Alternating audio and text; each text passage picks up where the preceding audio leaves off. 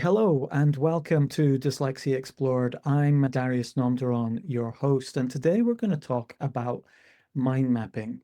And the reason why we're going to choose mind mapping is that mind mapping has been a very useful tool for people with dyslexia for 30 years now, since it was invented.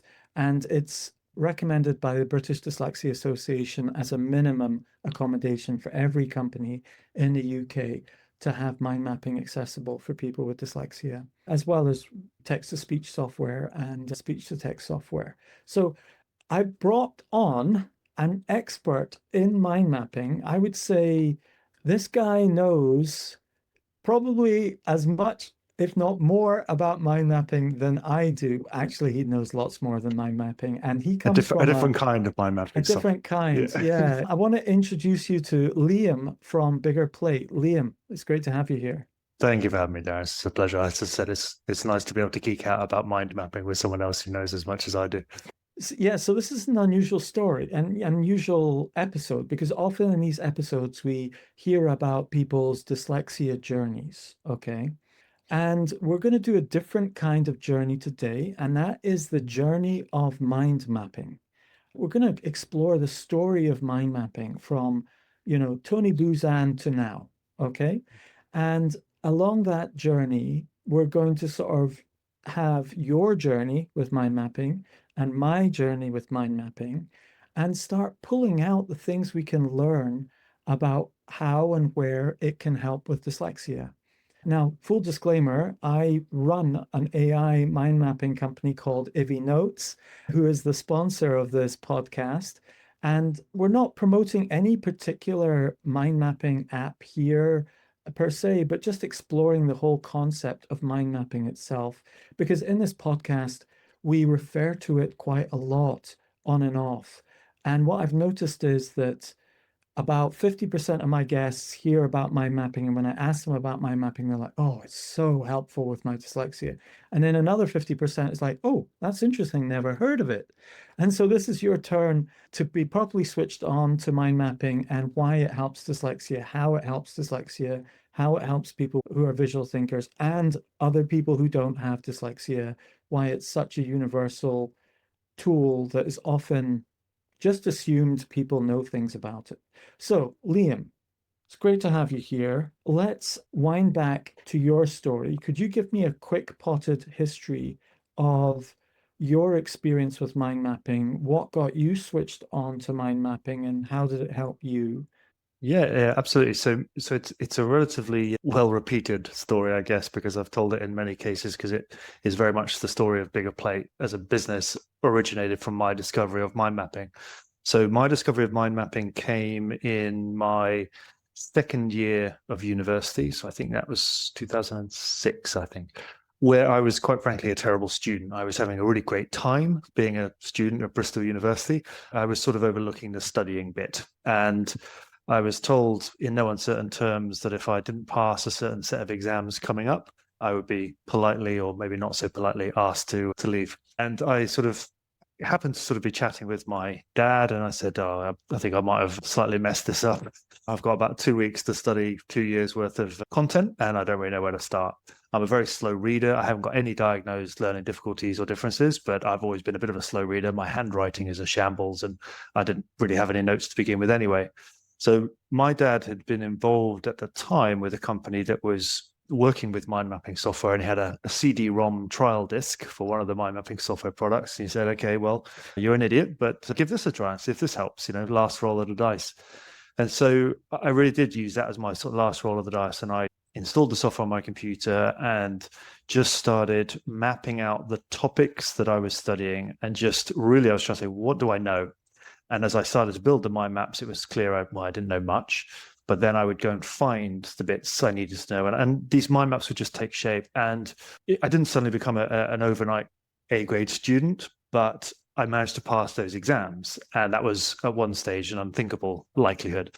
And I just remember very, very clearly after that, just reflecting on it, thinking, why had nobody shown me this way of working before? Why had I never heard of mind mapping software? I had some sort of vague memory of kind of school teachers every now and then saying, "Oh, your homework is make a mind map," but it was never it was about sticking things on a plasterboard. It was never what I would now recognize as mind mapping. And I just thought, why am I discovering this age 20 or 21, whatever I was? It was a light bulb moment for me. And that was sort of where it began. I'd never heard of Tony Buzan. I'd never read mind mapping books. I'd never been taught how to mind map.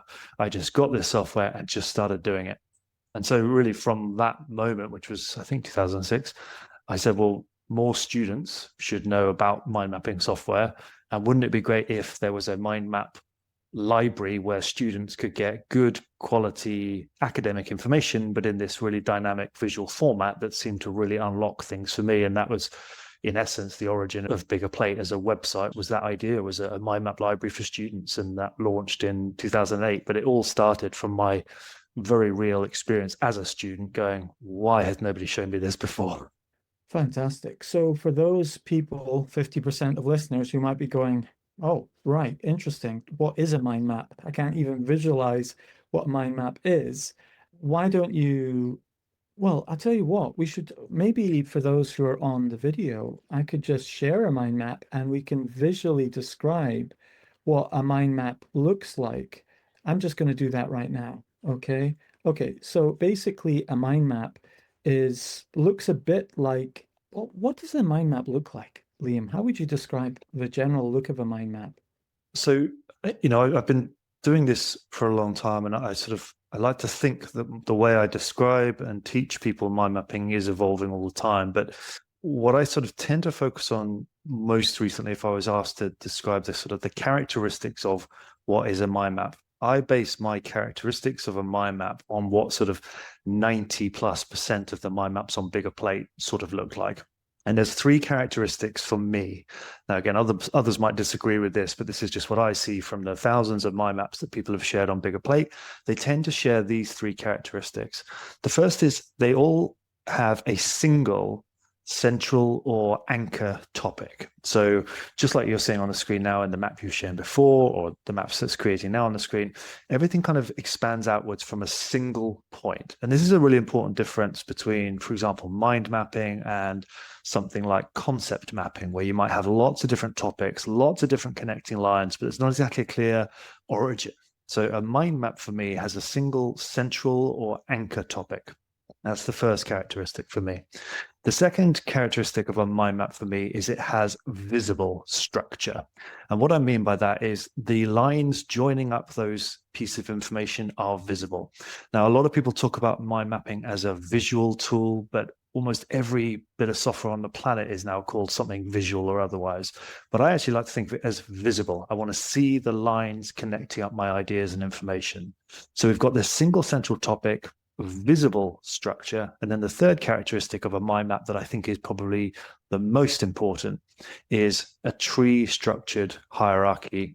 And that's how our information and ideas are laid out. So everything in the mind map radiating out from that single central or anchor topic is in this tree structured, branch structured, hierarchical format. And it means we're constantly going from sort of categories to subcategories to subcategories and so on and so forth. You can think of it like the limbs on a tree that start from very thick and sort of expand outwards until we get right to the sort of the leaves on the end of the branches. So for me, three characteristics of a mind map: single central topic, the visible structure, and a tree structured hierarchy. Okay, so I would add to, and that's fascinating because you didn't mention keywords or images in that. So I suppose I would describe the key elements in a similar way. So you've got a central image and topic.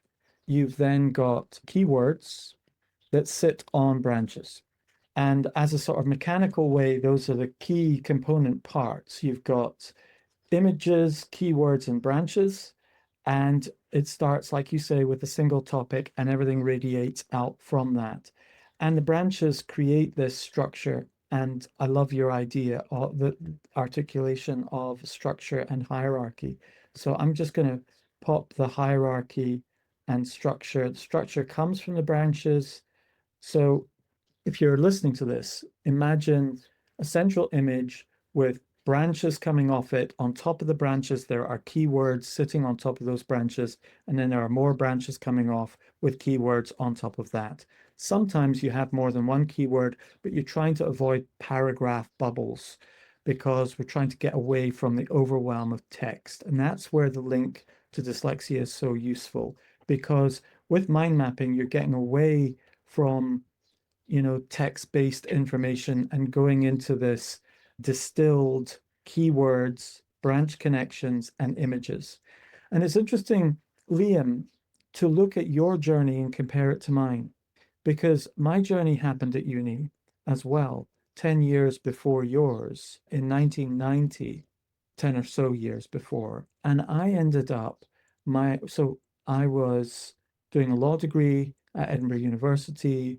I crashed and burned in third year of an honors degree, went away, did some joinery training, and then discovered mind mapping and thought to myself, this might help me enjoy studying. I went back to university, finished my law degree, and I mind mapped everything.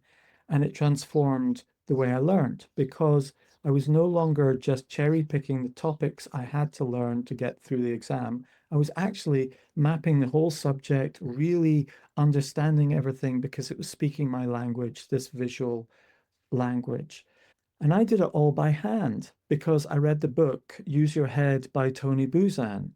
And so I was really passionate about the organic nature of mind mapping, hand-drawn mind maps, drawing them in the lecture, listening to the lecture in real time, drawing out the mind map, and getting rid of having to transcribe everything that's being said and that sort of beautiful rhythm of a keyword here, a branch there, an image, a doodle, you know, changing the branches to look like certain topics. So it looked like ice or a river or something like that. So it helped me remember them using color and using my artistic nature.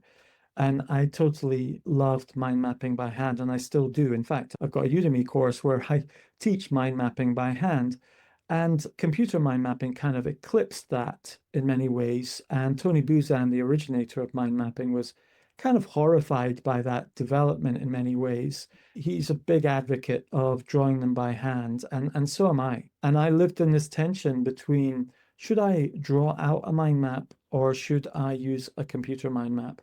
And I realized I absolutely loved computer mind maps when they started to come out. But then there were limitations. And then I absolutely loved drawing them by hand, but then there were limitations. And this tension between computer or hand drawn, and people tended to move towards one camp or the other. They're like, oh, I've just gone all in on computer and just accepted that I don't have very many drawings or don't have very many images on it or different colored branches or shaped branches or whatever. The structure of the information and the speed and the simplicity is what I need. And then other people, it's like, no, I can't remember those maps. I need to remember my maps. So I had to draw them out and so on.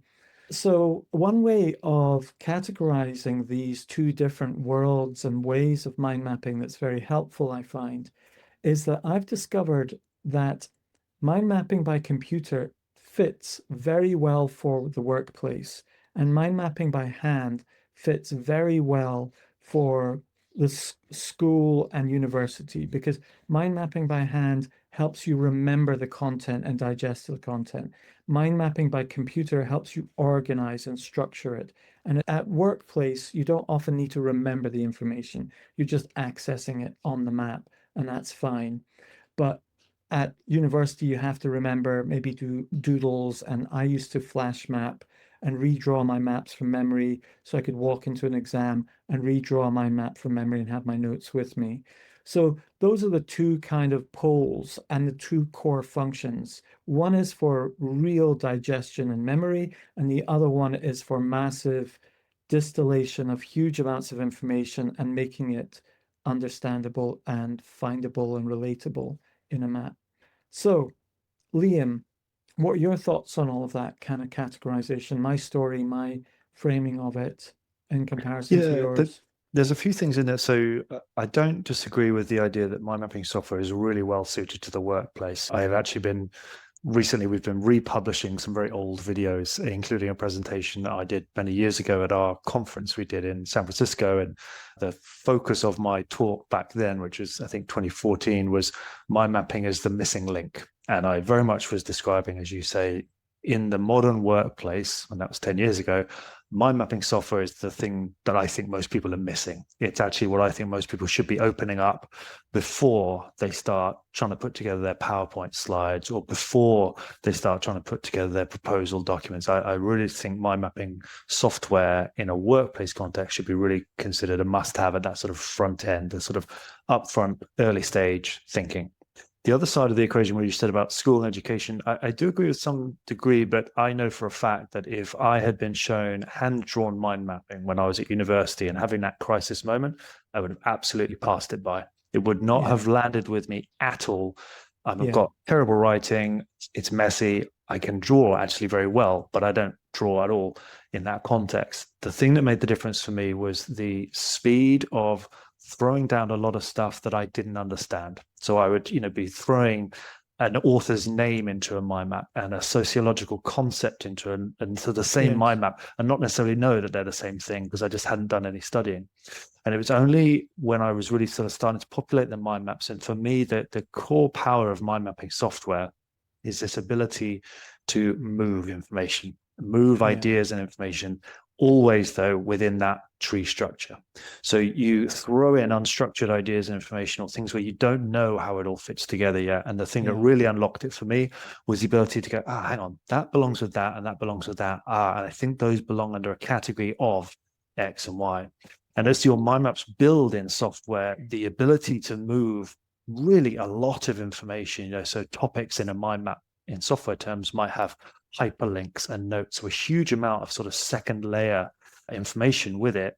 You want your mind map surface to definitely be keyword focused. I talked about earlier the characteristics of a mind map.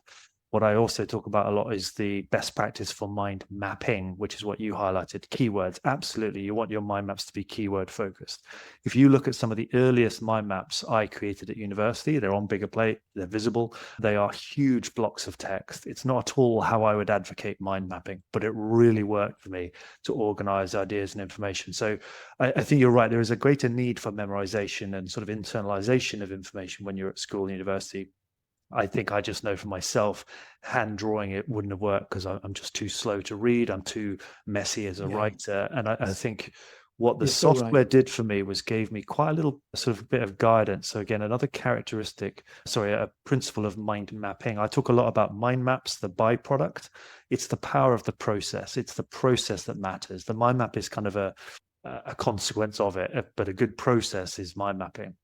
And the sort of principles for the process is to build and read the mind map clockwise, to keep it keyword focused. And I would always say to use images and colors and icons with purpose. I don't believe in having mind maps be colorful just for the sake of it. Again, my earliest mind maps were black and white. For me, it was all about organizing the ideas and information. But this idea of keyword focus, I think, is really important because you want something that's manageable. And when I look at my oldest mind maps, I go, God, that was making my own life so much harder than it needed to be. And if you can sort of do this keyword focused and keep the sort of the manageability improved, that's really helpful. But the thing that software also did, because it seems to be a bit of a default in mind mapping software, I sort of discovered ever since, is most mind mapping software will by default build your mind maps kind of clockwise. So if you imagine looking at a clock face, your first topic, if you hit the whatever button creates a topic in the software, it's usually going to go in that sort of top right corner and then build clockwise. And that was explained to me way back then by someone who was involved with that particular software. They said, look, it just gives people a really easy way to engage with the information. Right? If you say build and read clockwise, everyone's going to understand what that means. Whereas a Yes. big issue that you'll, I'm sure, be familiar with mind mapping is they don't always share very well. So a mind Yes. map that you've created, whether it's by hand or by software, may not make immediate sense to another person, especially if they're not familiar with mind mapping. So even to just give them like a little bit of a key on how to read it and say, oh, just start sort of clockwise, like you're looking at a clock, that can really be helpful. But yeah, so for me, the sort of the use cases and where I find, just to sort of close the loop on hand drawn versus software, I am now much more inclined to do hand drawn mind mapping over the last kind of 5+ years because I'm kind of sick to death of looking at a screen for the last 20 years. And I find one of the challenges I have with mind mapping software is I can be too quick. So it's so easy for me to throw things in, move it around, whichever mind mapping software I use. What I really like about hand drawn mind mapping nowadays is it slows me down. It's almost therapeutic for me.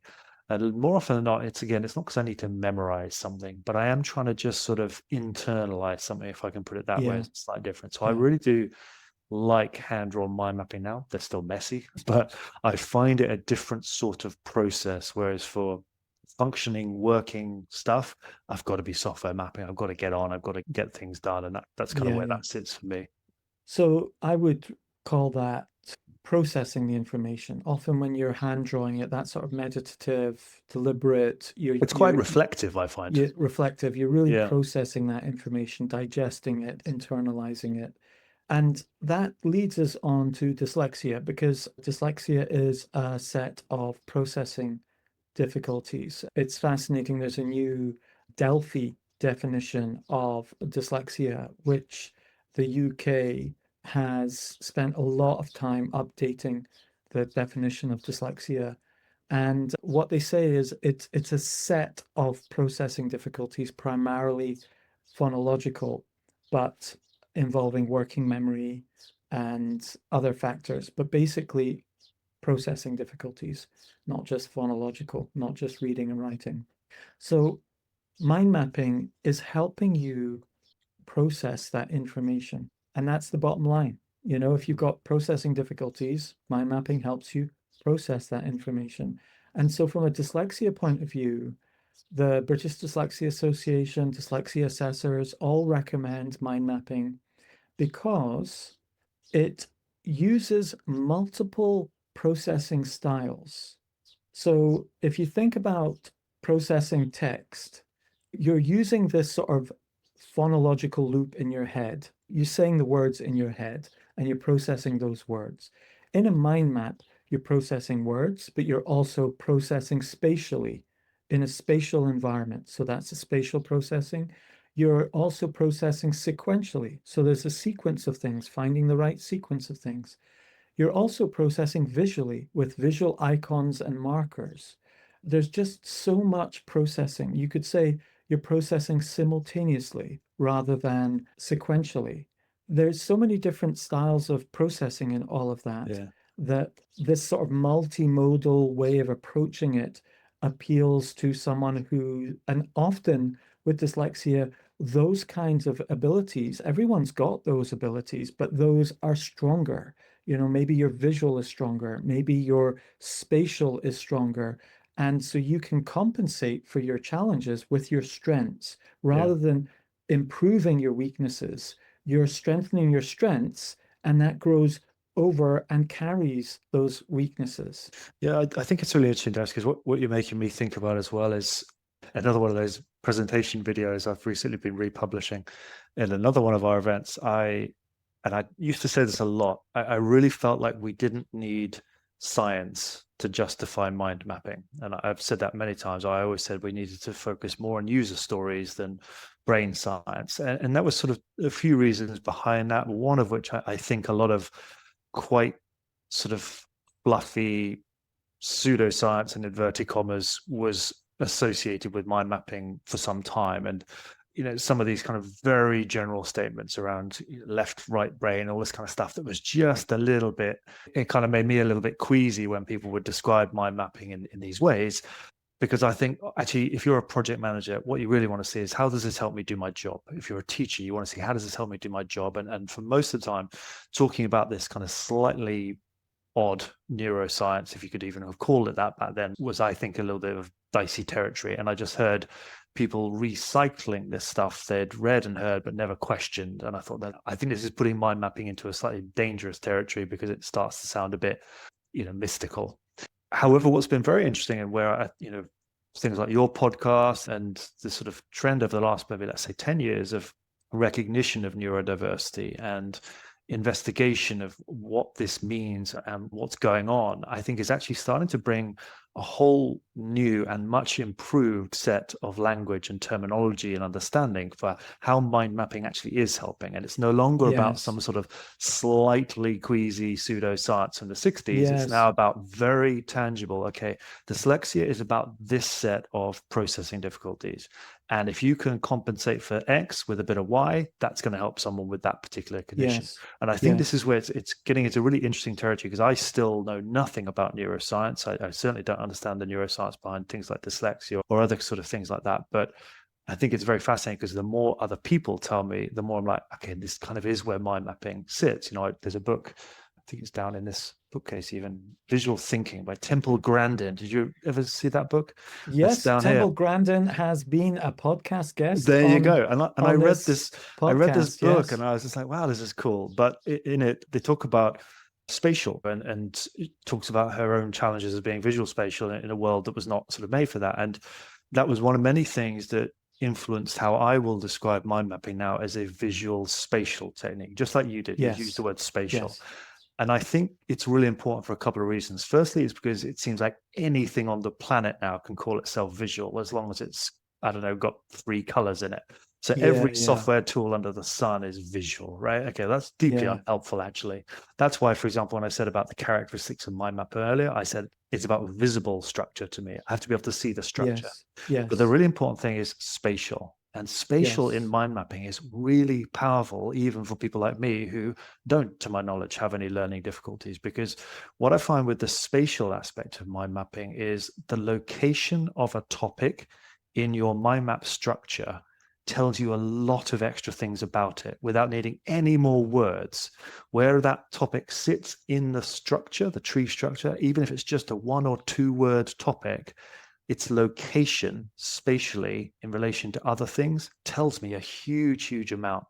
And that is so important, because then when I change the location, it takes on a very different meaning. So that's where, Yes. again, you can afford to use fewer words, because the location is giving you a lot of extra context without needing to have that written out word for word.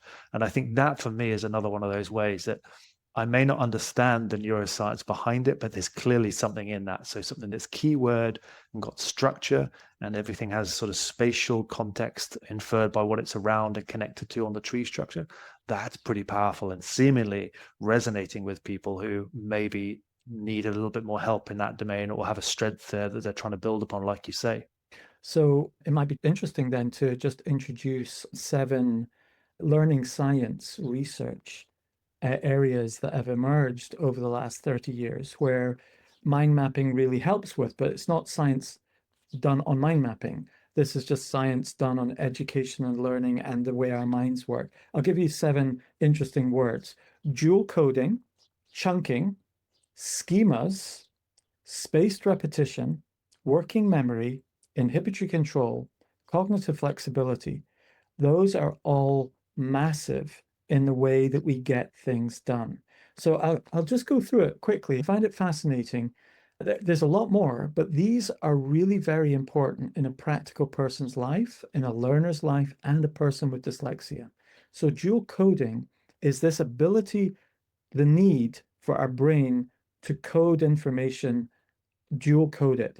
So we code it as a word and we code it as an image. We visualize it in some way. And on a mind map, we often put a keyword and an image on it, and we have that coding, or one or the other. But there's a power in dual coding, and that's related to our executive function skill of working memory, because our working memory's got 2 channels, like we've got 2 eyes. We've got the visual spatial loop and the auditory loop. It's called the phonological loop. So basically, a loop that repeats words over and over again in our mind, and another loop that repeats images and positions in our mind until we put it into our memory. And that happens in a microsecond. It's a very short, this working memory is Mm. very, very quick. And if you don't use it, you lose it. But if it's important, you take it from your working memory and you put it into your memory or put it into a note, one or the other. It gets stored somewhere. And that dual coding process helps you work out what image to associate it with, or what word to associate or position to associate it with, which is why mind mapping is so helpful, because you've got all of that information visually in front of you. When you get that information, you can use that dual coding function in your working memory in your mind that takes in information. Yeah, and I think the dual coding one is one that always stuck with me because I take a slightly different view on the visual things in it. I'm very selective with my use of icons and images in mind maps, and it's personal preference, but it's also, I think, from what I can see of our sort of, we've got a community of 200,000 whatever mind mappers. They've shared something like nearly 20,000 mind maps. And if you look across the set and you look at characteristics, it's generally the case that I think probably 80% of the people mind maps are not using images on every topic. And I've always Yes. kind of looked at this in terms of, it's a little bit like when I first discovered the sound effects and transitions in PowerPoint when I was a kid. Yeah. It meant every slide had to have a race car noise and a star wipe transition, but actually they kind of lose their impact when every slide has that. And I've Yes. kind of always thought about the dual coding thing for mind mapping in slightly similar, slightly bizarre terms, because for me, the word piece is obvious. You put a word in your mind map. Where I think people maybe sometimes can make their own life a bit harder by trying to add an image every time is it sort Yes. of, it's actually can create a lot of visual clutter. And for me, I just find it noisy. If that's not sort of too confusing, I find it visually very noisy. And at the same time, I think the images lose their impact if you're suddenly trying to tell yourself you're supposed to remember all of these images. You're creating another source of stress, actually. So I always thought the dual coding for me was always more about that other aspect you said, which is about the position, almost the schematic of the mind map. I put the word in and I can sort of not specifically remember, but because I've done it in a certain way, I know that that was within the category of X and that was in the subcategory of Y. So it's the picture aspect, the visual aspect is actually in the sort of this hierarchy again, this tree structure. Yeah. And So that it's not always so the much dual the coding for me. picture, but the Correct. Yeah. spatial that's Correct. so Yeah. important. Absolutely Yes. spot Yes. on. Yeah. Yeah. And I just found for myself, if I started adding icons and images everywhere, I sort of lost the information. It That's became almost about fascinating. making a pretty mind map, whereas for me, it was always about organizing ideas and information. I completely agree with you, Liam. And it's interesting that they call it the visual spatial loop. So the dual coding is either coding it with the visual or the spatial, and you're emphasizing the spatial aspect of Yeah. that visual spatial loop. And it's so important. Those three things, the visual, the verbal, and the spatial, could even have equal, importance, but it's Well, really but I important. think it's what's really interesting for me around someone like you who's got the depth of knowledge around dyslexia and sort of related sort of situations versus someone like me who doesn't. And I think one of the things probably you and I may have spoken about is this stuff unlocked things for me. It basically saved my degree, but I haven't had any Yes. of these kind of dyslexia diagnosis, anything like that. And I'm 99.9% confident there's nothing there to be diagnosed. But what I find myself thinking about is all those people out there who don't have any sort of dyslexia diagnosis, but who might find this just as powerful as I did, and who are Yes. working in ways where they're not dual coding, they're single coding, or they're That's sometimes even right. half coding. They're just working with tools that were not built to help you think or understand. So people try and figure out what they want to say in their presentation. They quite naturally open up PowerPoint. All right, PowerPoint is actually a great tool for presenting. It gets a really bad rap because people try and do their thinking in PowerPoint and then that becomes their presentation and the presentation's a mess. But I think people out there, dyslexia or otherwise, actually would benefit from saying, okay, the first thing I want to do is think. So use a tool and a technique for thinking. That's a mind mapping tool. Now, again, for your listeners, viewers, to be clear, Biggerplate doesn't make or sell any mind mapping software. We're software neutral, independent. So we don't care what tool you choose, just choose one. So every time you're trying to do thinking, choose a tool for thinking. And then you go, right, you get quality of thinking by structuring in this hierarchy. Now I'm Yes. ready to present, but I know what I now need to present. And your Yeah. PowerPoint slides will be better. Your Word document will be better. Whatever the next stage in that process is, will be better because you've done the thinking in a tool and a technique that's really great for helping you think. That's why I think people are still missing. It's why seeing this presentation I did over 10 years ago, talk about mind mapping as the missing link. I'm like, wow, I really thought we would have figured it out by now, but apparently Yeah. not. You and I Yeah, still you're have a you're lot of so work to right. do, Darius. You're so right. It's so true. Mind mapping is a thinking tool. And that's exactly it. Like Word is a writing tool, PowerPoint is a presentation tool, numbers or sheets is a Excel is an addition tool or Yeah.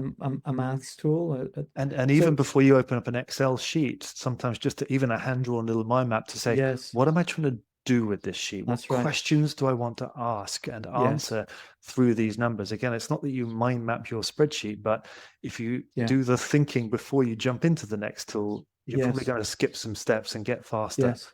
Yeah. Yes.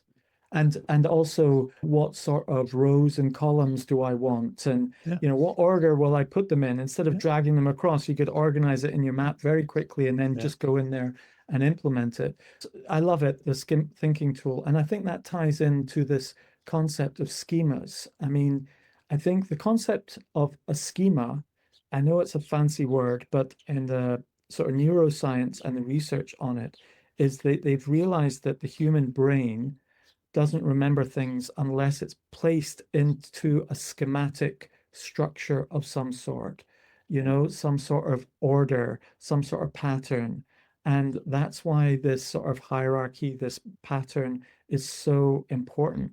They've done this, experiments on this, and given people a sort of like, it's like the jigsaw puzzle, the edges of the jigsaw puzzle, and you can fill it in. It's not quite as simplistic as that, but there's an edge to it, or there's the bones of the body that you Yep. can put the flesh onto it and hook things onto it. So schemas are very important. Yeah, and schemas and the other one you reference is chunking.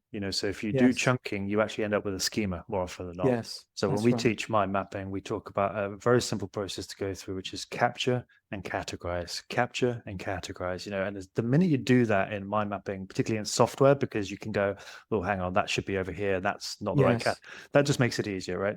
So capture and categorize is one thing. And then you mentioned the schema in terms of people's ability.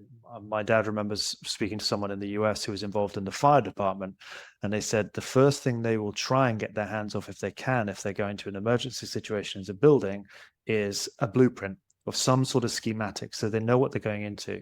And from that came this phrase that we've used a lot, which is glance access. What can you ascertain at a glance from the information in front of you? Now, again, a mind map is a great way of reducing a lot of information to something that at a glance, if you know how to read it clockwise, for example, you can make sense of things pretty quickly at a glance.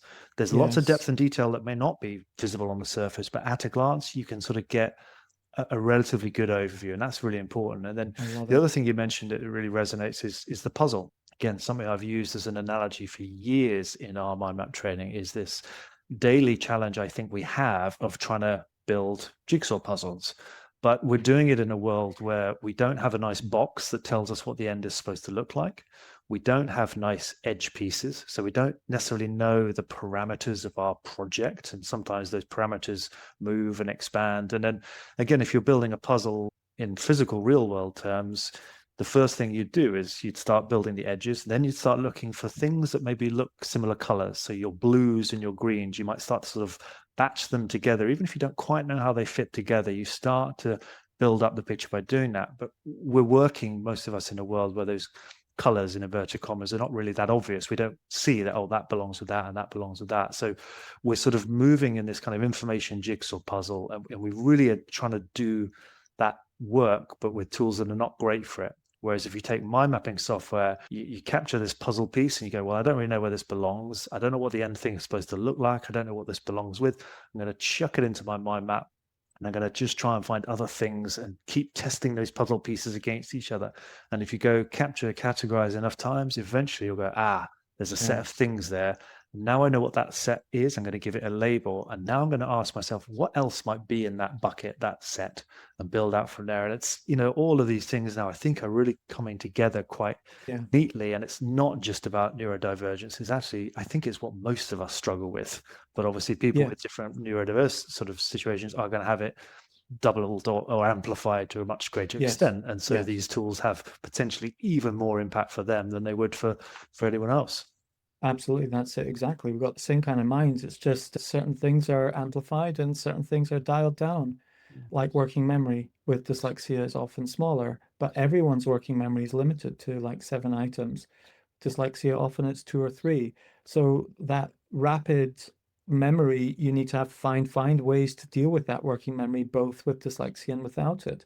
Where does something like navigating information fit there? Because one of the things I've talk a lot about is let's say in a business context, once you've built out some mind maps of maybe a project or maybe a set of projects or sort of things, what I talk about quite often is because you've put things into this hierarchical tree structure, your ideal situation is a place for everything and everything in its place. And what that means is when you need to jump between project A and project D, you can very quickly sort of navigate in a mind map because of how it's set up. I'm interested just if you have any knowledge or thoughts around, because I think navigating information, regardless of getting it out of your head and trying to make sense of it, I think one of the reasons mind mapping software is so powerful as a workplace tool, at least, is the ability to kind of capture and organize a lot of stuff, hide the things you don't need when you don't need it, but be able to get to it pretty quickly when you do. And I think Yeah. navigating around information, because we're all sort of so used to these kind of embedded folder structures where things can get lost, and actually just to have that sort of schematic of everything in one document, I think is very powerful. But I don't know from a dyslexia perspective, where does kind of navigation of information fit in, or is that maybe something unrelated? It's a great question, Liam. It's a big challenge for people with dyslexia is navigating folder systems, for example. It's like, where is that? Because we're not relying on our memory. So Mm. one of the challenges with dyslexia is our memory works a bit differently. We're not automatic. We don't remember processes automatically. We're very manual with a process. So, what is the process of finding that document? Oh, I need to click on this folder, and then obviously it's that subfolder. Obviously, it's this subfolder, and that's obviously where the file is. No, it's not always obvious. People just remember, oh, I put it there, and they go there. And so often people with dyslexia need to follow another process, which isn't their memory. And so that's where this visual spatial, oh, I put it over there, roughly at the top in the top right. Oh, there it Yeah. is. And they're relying on other techniques to get there. And So that's where I think for your listeners, your viewers who maybe are not so familiar with mind mapping software, I think one of the most powerful, taken for granted sort of features of mind mapping software, that's been around since I started back in 2006, is the ability to add a hyperlink to a topic, yes, right? it's So a phenomenal. topic that might be buried 3 or 4 levels out in your mind map, but that link can take you to the exact web page you need right now, or the folder on your desk, or the specific file I need to get to, that Yes, PowerPoint slide deck I was preparing. yes, And so, but the route you get there is by navigating that hierarchical tree structure that you put in yes, place. And that's again yes, comes back to this place for yes, everything and everything in its place. It yes, becomes your single source of truth for where did yes, I put that? And a map literally becomes a map of kind of all your bits and pieces that are scattered around the place. absolutely. We It's talk about phenomenal. mind map dashboards, as a way of kind of quickly navigating to the key stuff you need. And that's Yeah, where software mapping obviously can do some things it's that fantastic. hand-drawn mapping, Yeah. it's not what it's for, but it's a very powerful working tool. It's been a big journey for me to go from hand-drawn mind maps to actually running a software Yeah, company now you're that developing software, Darius. I What's run. happened? I'm the CEO of a mind mapping software company, But and I like that. Like I said to you before, one of the things that I've have frustrated. We work with or have worked with over many years, pretty much every mind mapping software company that's out there. And one of the things that I have become concerned about, let's say, over maybe the last, I don't know, I'm losing track of time. COVID sort of knocked us all. But I think, let's say, over the last 5 to 10 years, some of the products that have been around the longest, that have been around maybe since I began Biggerplate, I worry that now some of these products are being driven and delivered and developed by people who are not at their core mind mappers, because yes, you'll see some sort of, it comes out in 2 ways for me. One is the marketing, the other is the product. So you'll see yes, sort of marketing messages where you go, okay, they're trying almost really hard to not say mind mapping. Like, why is that, right? Users would say you've got a mind mapping tool, but why are you trying so hard to use different language or use different terminology? And really, I don't think any mind mapping software has for any prolonged period really tried to own the term mind mapping and make it their own. So, and then the other side is in the product, and you get things doing like, contextual menus that get right in my way when I'm trying to mind map. Okay, well, that's something that only somebody who doesn't really mind map would say, yeah, hey, let's make yes, that menu really easy for them to access by putting it right there. Okay, well, a mind yes, mapper would say, you're blocking the structure. I can't see where I've put that yeah, topic in the. yeah, So I think, I'm sure you have your internal wrestles with being a hand-drawn mind mapper turned software developer, but I think it's exciting for me to see mind mappers, real mind mappers developing software, because I do feel like some of the software products have lost their mind mapping nuance. They've sort of forgotten that's what people used them for originally, and they're now trying to be everything to everyone, and a lot of them are sort of doing things that are making them less useful as mind mapping tools, and that's pretty important for me. yeah, yeah, absolutely, absolutely. And a lot of the obviously developers and product managers and so on are pretty linear thinkers by the looks of it. They're not necessarily visual thinkers. So the ability to add an image is 3 clicks deep. The ability to drag and drop a branch in some mind mapping softwares is really hard. And you're like, that's the Well, point. or in some Drag and doesn't drop. exist. In some Or it that doesn't doesn't exist. exist, and It's that's where again crazy. most. Well, I say most. It sounds very self-aggrandizing, but a lot of companies that start new mind mapping companies or developers that start new mind mapping products, they'll approach Biggerplate usually because they want some visibility. But I'm quite surprised quite often at how some of the things that I would say are absolutely fundamental to mind mapping software are missed. And they say, Yes. "Hey, take a look at our product, and let's tell Biggerplate members about it." I said, "Well, I'm not going to tell Biggerplate members about a product that I don't think has kind of cracked the basics. For example, being able to move things around is absolutely fundamental for Yes. what I Yes. think mind mapping software can do for you. It's what unlocked my university degree. Yes. Likewise, kind of building maps in a coherent way. It doesn't have to be clockwise at all, but I'd recommend it if you're building a mind Yeah. mapping tool from scratch, because Yeah. otherwise the logic of where do I look, where does my eye Yeah. go to That's get the right. information? Yeah. Like you're making it harder for people. You And so are. some of these things are just a bit, yeah, a bit odd, but I guess I've now been in the mind mapping space, kind of, I suppose, observing and participating what the mind mapping software companies have been doing since 2008. So, you've seen some things along that journey, and some Yeah. software vendors, I think, have done really great sort of adaptation and evolution, and some go through better or worse phases. And I think we are in a period at the minute over the last 5 years where we're seeing some that have gotten a bit stuck or stalled or even stopped, and that's kind Yeah. of an interesting era to be in. It is. So we're talking about the journey of mind mapping, how it can help dyslexia, and also it's a little bit self-indulgent here, just talking about mind mapping as a whole, because, once you start really mind mapping, you just realize what an incredible thinking tool it is, what a gift it is, and why so many millions and millions of people do it around the world. It's ubiquitous in so many places. And yet there's other people who've never heard of it at all. It's quite amazing. And I think it might be quite nice to just do a little history of mind mapping, you know? I've never done a history of mind mapping. And so how about we have a quick sort of journey through key landmarks in the history of mind mapping, because it also helps you realize sometimes the journey you go on as you go with your journey through mind mapping. Like you've just talked about, you started with the computers and you ended up with hand drawing. I started with hand drawing and I've ended up with computers. And there's the mix, obviously, with both of them. And it all began with Tony Buzan in 19, was it 74 or something like that, where he released the book Use Your Head, and he was on the BBC, the British Broadcasting Corporation. He had this TV program on how to learn and how to study, and he taught speed reading and how to do spaced repetition and how to take notes. And he started to toy with this idea of this sort of radial map that he called a mind map with his brother, Barry Buzan. And he started to develop this concept of mind mapping. And in many ways, it dates back even further before. Michelangelo, Leonardo da Vinci had forms of mind mapping. There's concept mappings before all of that.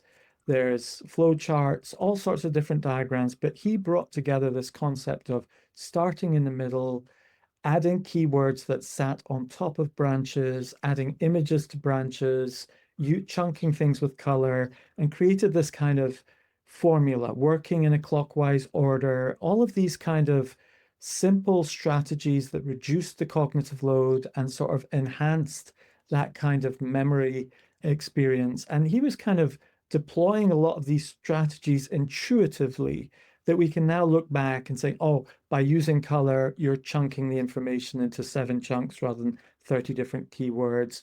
By using the branches, you're using this hierarchical, spatialization, this dual coding we're talking about, etc.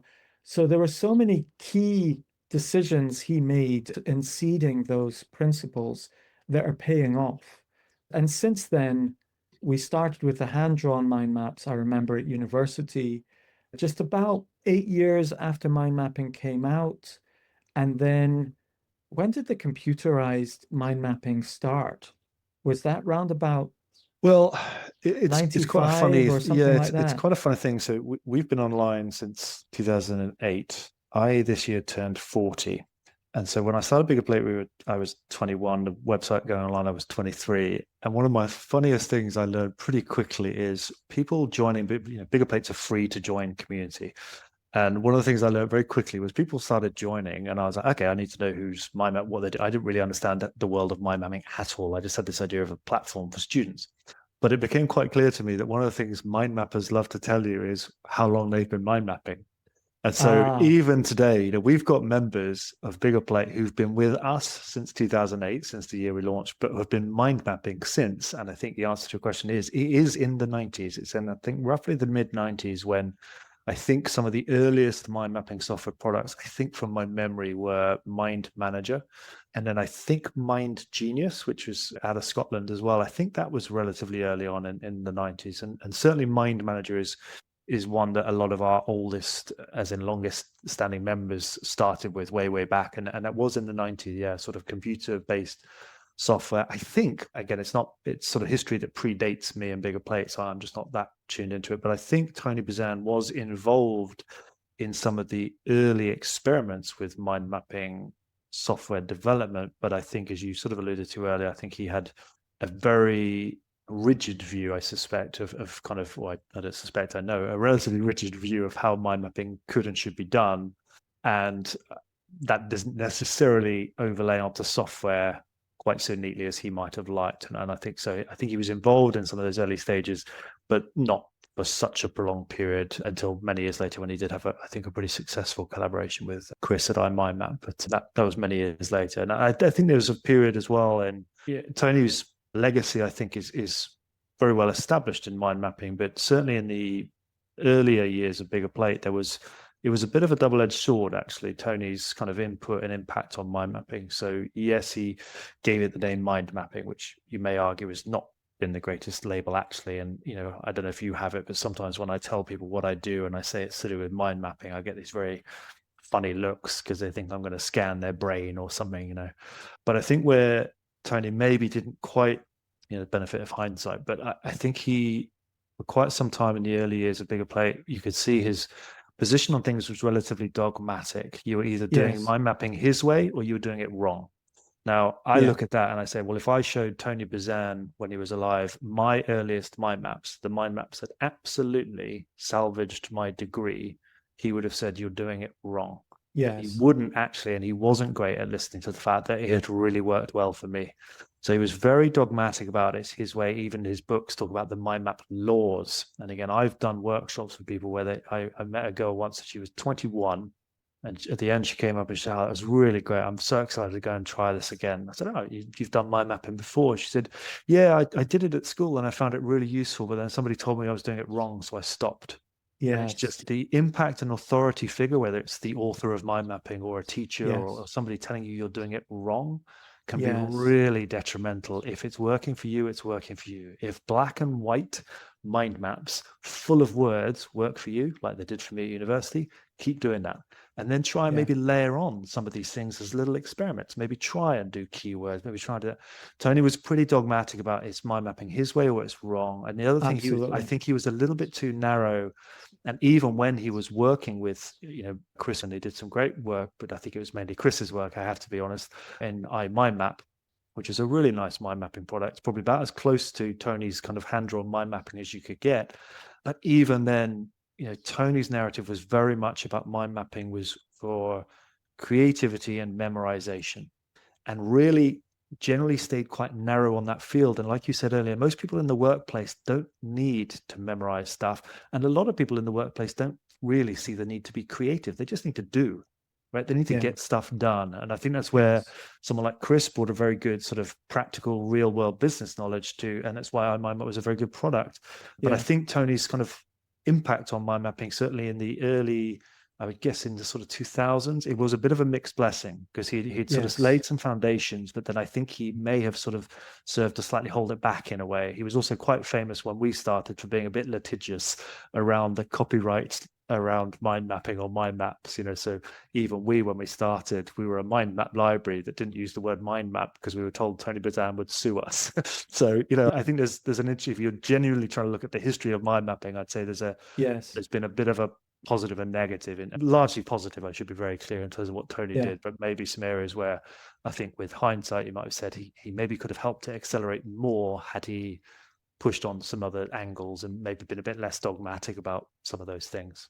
Well, it's interesting because a lot of people can get quite dogmatic about mind mapping.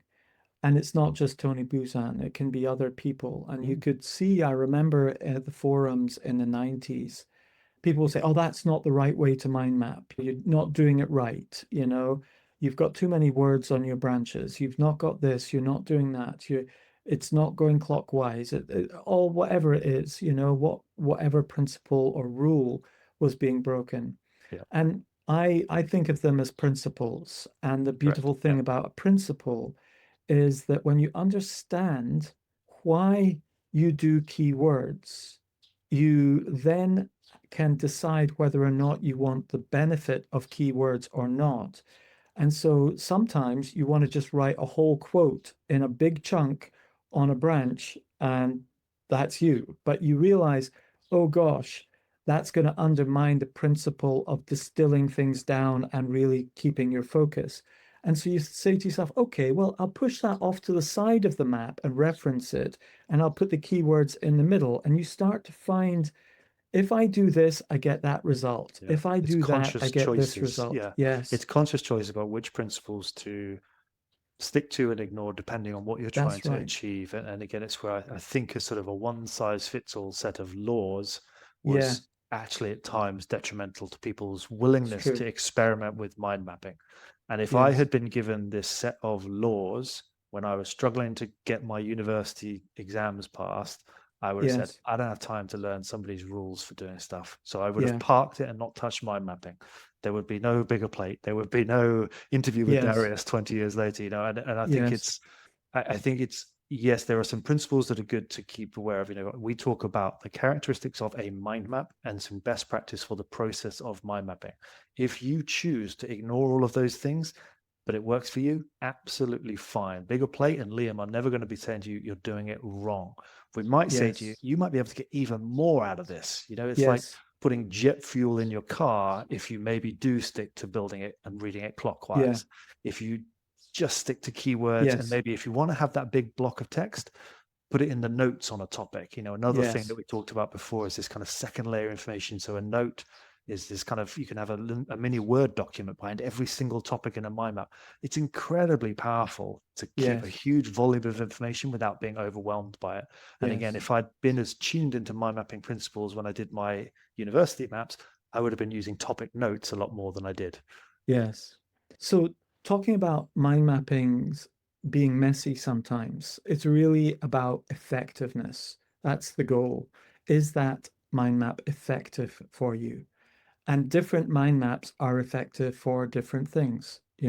Sometimes you do a very quick, scratchy, quick hand-drawn mind map that has 10 words on it on the back of a bit of envelope, and that's enough to go straight into a quick impromptu meeting and have a kind of agenda and stay on topic. Or you could have a beautifully drawn, hand-drawn mind map that is like an infographic on a video or something, or you could use it to walk into an exam and remember it all visually in your mind and anything in between.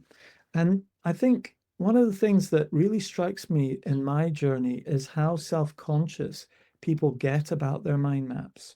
And that's the thing about these thinking tools. It really is a thinking tool. It's not the end result. And the interesting thing about mind mapping is that it's kind of like our bone structure or skeletal structure. You never see it, but we wouldn't be able to walk without it. And that's what this mind mapping stage that you're talking about is so Yeah. important. You get into this thinking stage, and then you see that mind map as either a PowerPoint or a blog post or a business plan or a talk or Or, something. or just even a meeting agenda, is a great Yeah, meeting example. I've agenda. spent Yes. nearly 2 days, and this is not an exaggeration. I've spent nearly 2 days mapping out a client ecosystem at the minute. It's a complex one. There's a lot going on. So Biggerplate does all sorts of things that helps people with mind mapping. So we do sort of facilitation, coaching, and these kind of things, all using mind mapping as our sort of way of working. And I probably this week have spent a cumulative sort of 2 days mapping out this stuff and going, what am I putting on the table for our next half day review? Because I've got to get it right. I've got to put the most important stuff on there. And I've got 1,000 things in this mind map that could go on there. And all I'm trying to do is figure out what am I putting on the agenda. This map is huge, and I've been working on it, moving things around, cutting things out, expanding. Nobody's ever going to see that mind map. The Yes. entire purpose of it is so that I work through in my brain which things matter most, what can I progress with this. And on the day we do this meeting, there'll be some other map to just capture feedback, but the map I'm talking about is just to help me think. And the map is not the goal. And very rarely, we have this 5 module sort of training series we do, and we've got one coming up in September if anyone watching is interested. But I talk a lot in that about the process is what matters, not the output. The mind map is often a byproduct, and sometimes you'll never need to look at that mind map again, Yeah. but it will have served its purpose if you have clarity in your mind. We talk about from complexity to clarity.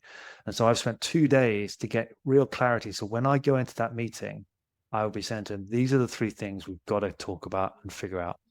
And I've whittled that down from a huge amount of time. And people sometimes will say, well, did you think about this? Did you think about this? If I want to, I can say, yes, would you like me to show you the mind map that proves I thought about it and discounted it? Here it is. But we're not going to do that. We're going to get straight in here. So huge amount of mapping to just get to clarity on a very small number of things. It's deceptive because it's going to look like, hey, I just came up with 3 things. But actually, I've done a huge amount of prioritization to get to those 3 things. And that's, again, only mind mapping would have helped me get there. Yeah.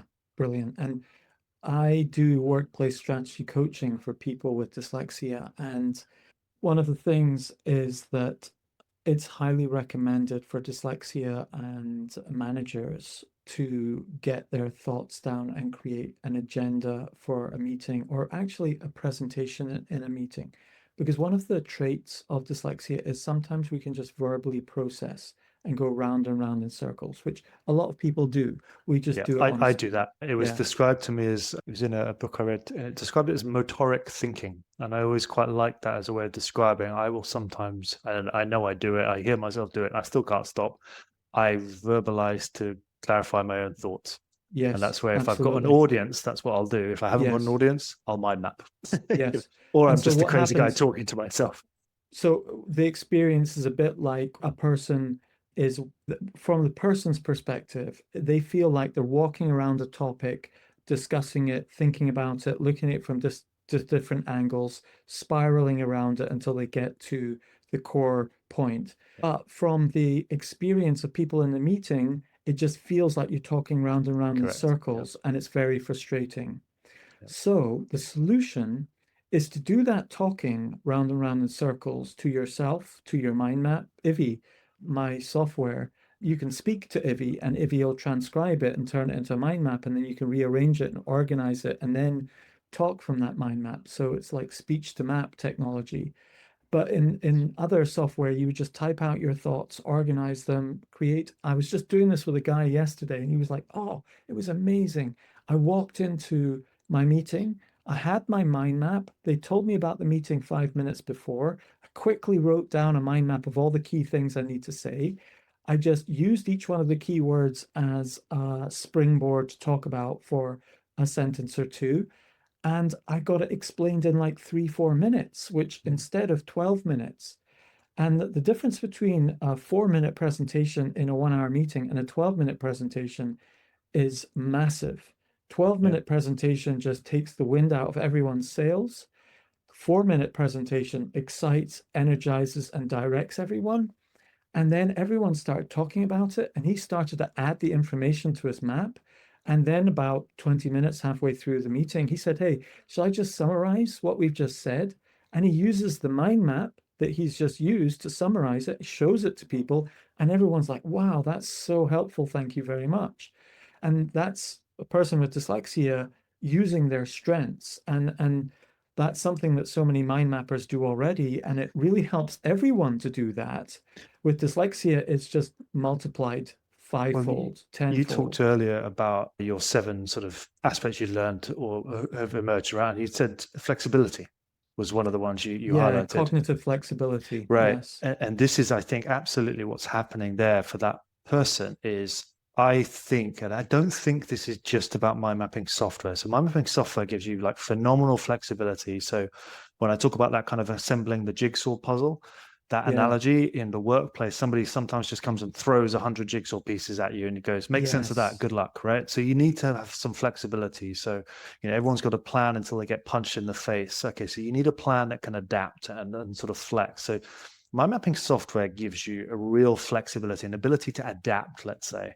But I Yeah. think mind mapping actually speaks to something of a more cognitively flexible mode, if I can put it that Yeah. way, which sounds very clunky as I Does. say it out loud. But I think mind mappers and somebody who's done a mind map has really distilled things down to its essence. And so when something changes, they can see very quickly, okay, has the core essence of this changed or just the peripheral sort of surrounding stuff and sort of adapt. And I think it's again a little bit of a difference between a very rigid sort of fixed agenda in your example you gave of a meeting saying, okay, well, we just move the mind map around, or I've got enough of a sense of this conceptually that I'm not going to panic that something's changed. I love working and presenting in mind maps because sometimes I'll be doing a 1-day workshop and realize I've taken far too long in the opening stages. So I'll just sort of slightly fiddle with my mind map while participants are doing an exercise and hey, I'm back on track.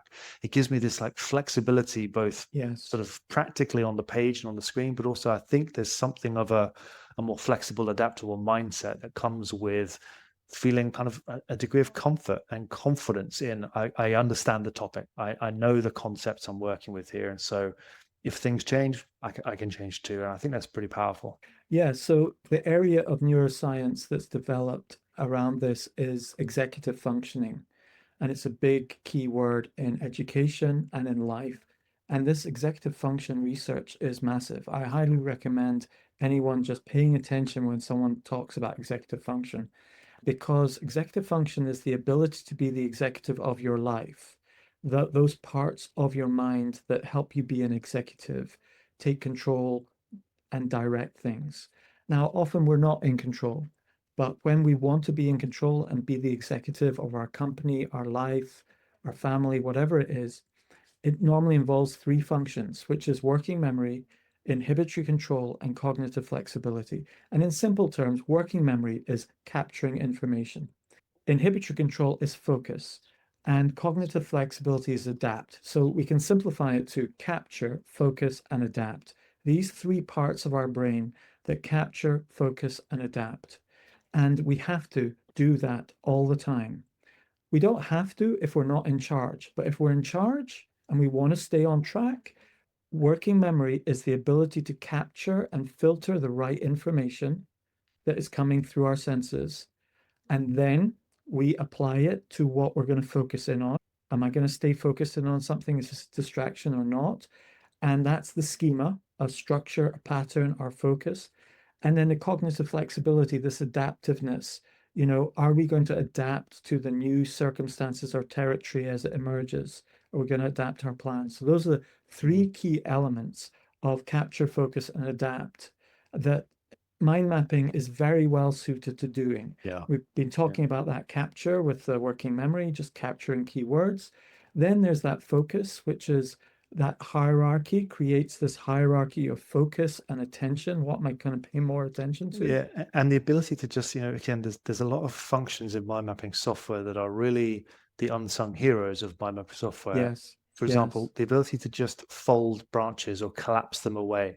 So if you're yes. talking about function, right? So a lot of the time you'll capture your first thing a lot in a mind map, but you don't need to see all of it at once. And if you do see all Mhm. of it at once, it's largely unusable or unhelpful.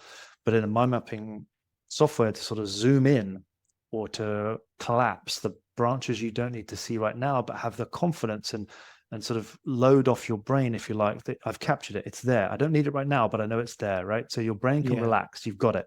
but now I can focus over here and work on the thing I need to focus on. That's great. So you've captured it. So you're enhancing that sort of working memory. You've got that inhibition control, that focus, and not getting distracted, I guess, by some of the other things Yes, that are that's there, but right. know it's there, but not distracted. And then, yeah, as you say, the adaptability, which I guess an easy example of that is if you're in one part of the mind map and somebody calls you up and says, hey, tell me about that other thing, the ability to go away and to the other part of the mind map and find out what you Yeah, need over there and then come yeah, back again. That's flexibility, that's yeah, adaptability. And I think yeah. that's comes back to the idea of being able to navigate our complexity a little bit more easily. Absolutely. There's so much more we could talk about with all of this, Liam, and there's, the future of mind mapping, which is very much AI. And, ivvi is my company trying to look at how mind mapping will be reimagined with AI and having an AI companion that mind maps with you. And that's what ivvi is doing is how can I just speak and the mind map gets created by my speech. I can have a voice note and turn it straight into a mind map and then rearrange it. How can I take a meeting transcript, have a meeting like this, and it record the audio, transcribe it, and turn it into a real-time mind map, which is what ivvi does. And then how do I take a block of text and then paste it in and it immediately turns it into a mind map and I've still got the text connected to the map. And these kind of functions that ivvi, that AI makes possible. And the future of mind mapping and AI is going to be phenomenal. That just even this image generation side of things, I'm so looking forward to being able to create a mind map and then say, create an image for me on this. And it integrates a beautiful image that connects all of your ideas together rather than a bit of clip art or something like that in your Art Deco style or whatever style you like, or with our brand styles or whatever, there's just so much in the future for mind mapping. And actually, I think mind mapping is going to have a renaissance with the AI age because just as so many people use mind mapping to deal with information overwhelm with words to distill it down, we're going to have so much more information overwhelm. We're already seeing, like, for example, Google, who has never created anything to do with mind maps ever before in their life, now have Notebook LM, and you can create an AI output and say, turn this into a mind map for me, and it opens every part of it as a mind map. It's not editable, but it's like a No, nod but towards it. Do you know what I it's a mean? nod. Yeah, it is, and it's very interesting because in that context, in that use case, what the mind map is being used to do is to help you navigate.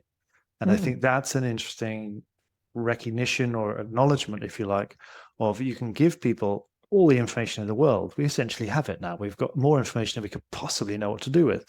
But increasingly, our challenge is navigating our way through it. And so yes, the fact that Google has created in Notebook LM a mind map view that enables you to navigate through what might be a very dense connected set of things, that's a pretty interesting indicator that we've not been wrong about the power of mind maps as a way of yes, visualizing and navigating information. Now, again, as you say, yes, it's not helping you mind map as a process necessarily, but it's an yes, interesting nod to the way of organizing ideas and information in that tree structured hierarchy where context and location matters, the spatial location matters. And, it's an yeah, interesting nod. And I think you're right. I think AI has got huge potential to sort of accelerate things. I think as with AI in the round, it comes with a lot of disclaimers and cautionary sort of warnings a little bit, because I think there is a risk, and you as an original sort of hand-drawn mind mapper are probably very attuned to this, is there's a risk that people almost skip mind mapping in order to get a mind map. And this is yes. again where They it's going to don't, be they skip the so process, the right, it's going thinking to be so process. important for us to try, us, people like me, Biggerplate, people like you as a developer and sort of long-term trainer of mind mapping, to try and highlight to people that just clicking a button and say give me a mind map about topic X is not the same Yes, as kind of engaging your brain and choosing your own categories and building your own yes, topics, and that kind of struggle, if you like, of the manual process. Even if you're doing it with software, it's an engaged process. And I yes, think if you look across the realm of sort of AI and mind mapping and AI, a lot of it at the minute is kind of based on generating more. I yes, would be more interested, well, not more interested, but I'm interested to see what comes out. And, if he's doing some very interesting things in this domain, is actually maybe help me make sense of what I've put into the mind map. Don't give me more Yeah. content to figure out Yeah. where it Yeah. fits. Like, don't give me, don't, because you can generate such volume so quickly now. Yeah. And there's a lot of mind mapping software where you push a button, you can get a mind map, or you're on a branch and you push a button, you get more branches. Okay, that Yeah. might be useful if you're getting stuck or if you need some Yeah. prompting. But actually, most people are not struggling with, have I got enough information? They're struggling with, how do I make sense of it? So I'm, yes, there's a lot of generative stuff happening, but I'm also interested in some of the work you're doing, and some other tools that are doing some quite nice work in helping to summarize what's in there Yeah. and Yeah. reduce what's in the Yeah. mind map rather than Distill. add to it and Yeah. distill, right? And Yeah. that's a really important function. But I think there is an ongoing challenge for us to keep stressing the importance of the process and mind mapping, the doing, the ing of the thing, and not saying that's the same as a mind map. If you give a mind map and say that's job done, I think you're sort of missing a trick there. Liam, let's finish off with sharing with people what you can actually do for people with Bigger Plate. We've talked a lot about mind mapping in general. Whoa. What do you guys actually do? Great question. What do we do? I've been trying to answer that for years. So in essence, I guess if you take at the very highest level, our sort of purpose, our mission is to help people go further with mind mapping. So it sort of has two meanings, if you like. One is, if you're a total beginner, you've never heard of mind mapping, we can help you figure out where this might fit into your world. And the other side of it is, if you're super advanced, we've got such good stuff on Bigger Plate resource wise that we can probably help you take your skills even further.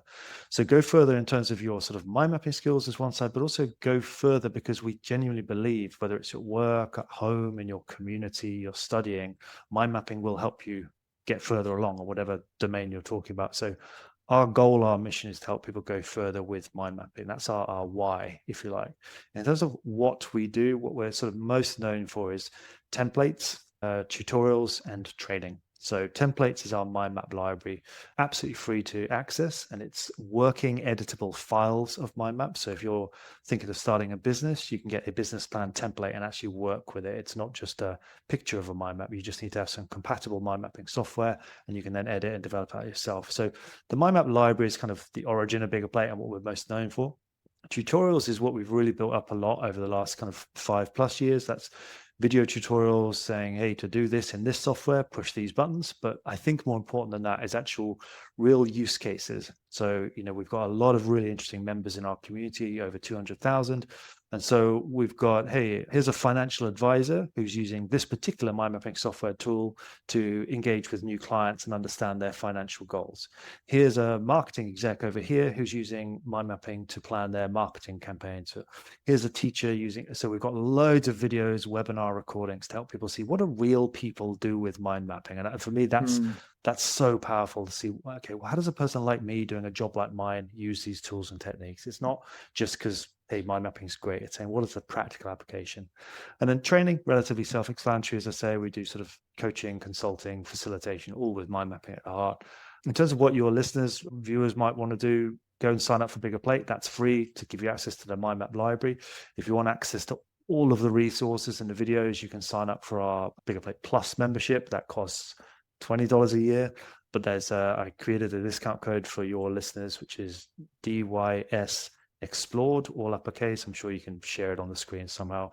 50% off our upgrade. So if people want to go and get access to all that resource, it's even cheaper. I'm constantly being told we should put our prices up, but I want it to be nice and affordable. And yeah, loads of great resources there to help you figure out where mind mapping might fit with your world, how, if you're already mind mapping, how maybe you might use it in some other areas. A lot of people encounter mind mapping in one lane, so maybe they encounter it at school or university, then they go on into their first, second, third job, and they never really think about mind mapping to help them in their job because they associate it with studying and learning at school and university. So again, yeah. Bigger Plate's a really good resource to show, hey, you might have learned about it in this lane, but did you think about applying it to this or this or this? And the big topics of kind of resources on Bigger Plate, things like productivity, project management, creativity, meetings is a popular topic.